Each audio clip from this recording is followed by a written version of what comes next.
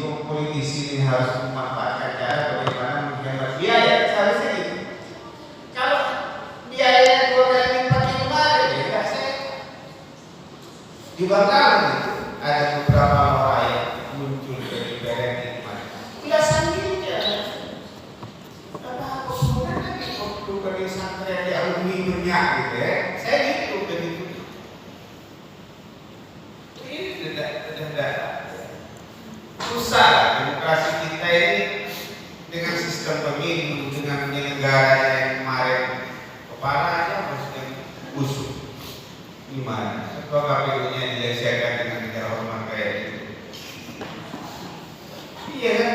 Kemudian KPK-nya kena ketua instansi atau institusi anti korupsi, kemudian melakukan hal yang seperti itu. Akhirnya moral kita ini hancur-hancuran, langkah semuanya. Nah, sampai kapan ini mau kita biarkan? Ya, kalau kita diam, nggak ada yang menyuarakan, nggak ada yang mengkritisi, ya akan seperti ini terus. Bagaimana penyelenggaranya, bagaimana kemudian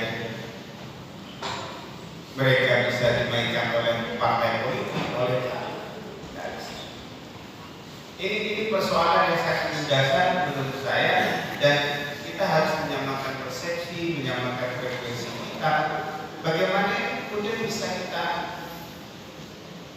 antisipasi partai politik, elit politiknya, penguasanya, ini harus sama niatnya untuk membenahi. Bukan kemudian kondisi kayak kemarin ini, kalau waktu Jokowi polisian juga bergerak dianggap ini efektif, kemudian ketika Prabowo kemarin diulang lagi, tambah mahal.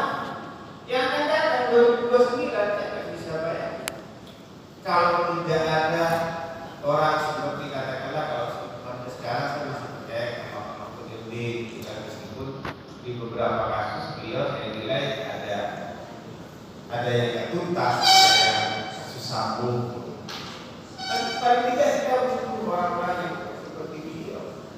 Nah, yang seperti ini semakin habis di Indonesia ini. Nah, saya kadang masa teman saya sendiri sih yang merasa yang akhirnya nanti kita itu putus asa.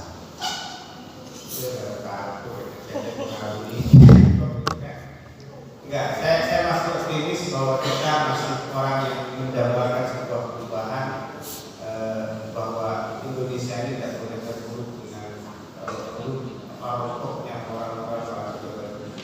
Saya masih punya optimisme itu bahwa kita tidak menghendaki itu sebenarnya, cuma kemudian fakta yang kita hadapi iya. Jadi saya nggak kebayang ini sebenarnya ini kalau kemarin Pak Rosi habis katakan 80 atau 100 miliar, siapa yang berani main-main bakar duit setelah 50 atau 80 miliar juga? Yang berani bakar uang hanya untuk natang gitu kan, dengan kemungkinan menangnya di bawah 50%, gitu. Nggak berani. Oh punya saya kemarin posting, ada orang yang nawarin saya karena saya masuk di bursa wakil bupati Bangkalan itu, saya bilang enggak tertarik. Tidak tertarik. Kalau saya harus ngutang dan habis dana sekian puluh miliar menjadi bupati, mending saya ternak bebek. Dan ini kan jadi lupa.